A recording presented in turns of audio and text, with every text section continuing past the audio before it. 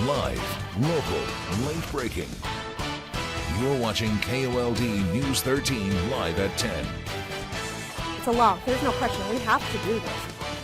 Changes are coming to the way police are held accountable across the state, including right here in Tucson.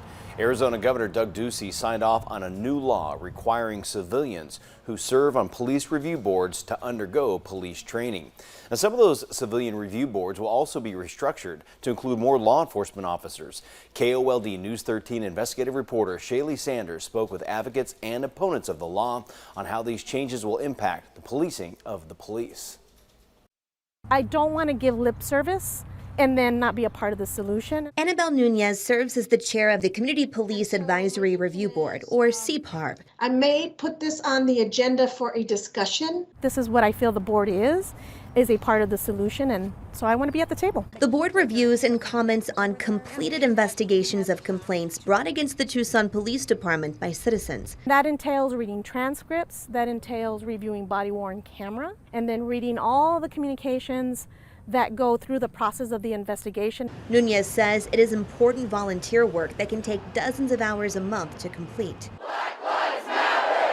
I felt last year with the events of what were happening around the murder of George Floyd, how important community voice is in the process of evaluating the work that a law enforcement agency does. Nunez says the board reviews cases and then makes recommendations, but ultimately, the police department decides what to do with the board's advice. It's not really that we have a lot of power. We essentially can give recommendations to the police department on the policies that are in place that may be questionable, that would bring a complaint forward. Here's a look at an email sent to mayor and council from the deputy city manager about the impact of this new state legislation. The email says the laws will affect the Community Police Advisory Board and the review mechanisms of the independent police auditor. The email goes on to say members of CPARB and the IPA must complete 80 hours of certified training on use of force, de-escalation, body-worn cameras, in-custody deaths, criminal and administrative investigations, and representative due process,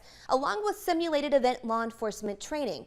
I asked Mayor Romero about the new 80-hour training requirement. She sent me this response, quote, "This state law is completely unnecessary given that the Tucson Police Department already provides training and technical support to civilians on CPARB and other city review boards. It creates a false sense of division between our officers and the public, when in reality, TPD actively seeks community input to improve outcomes for law enforcement and the public alike. Can you imagine being required to complete 80 hours of training to participate in jury duty? This law will likely exclude parents and working Tucsonans from being able to participate in this important process." Nunez agrees with the mayor and says it's already difficult to recruit members. In fact, the board has a vacancy right now. However, Joe Clure, the director of the Arizona Police Association, believes the 80 hours of training is not only fair, but necessary. Police officers are asked to do an extremely unique job that the community and the law provides them authority to do, such as use of force, use of deadly physical force. From body cameras to state laws,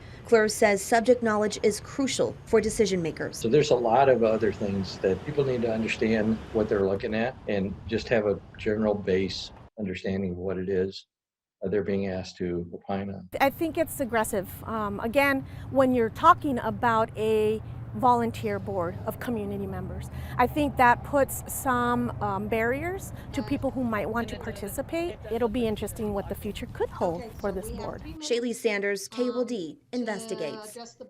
Thank you, Shaley. According to the City of Tucson, TPD will provide the 80-hour training, and it will be provided mostly, if not completely, online.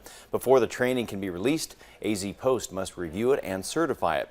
Once the training has been certified, TPD will complete the training materials and make them available on demand for members to access at their convenience. Now, we asked Police Chief Chris Magnus for an interview on this training, but his office declined until they are further into the planning phase. If you'd like to apply to serve on the board, we have instructions available for you with the story on our website.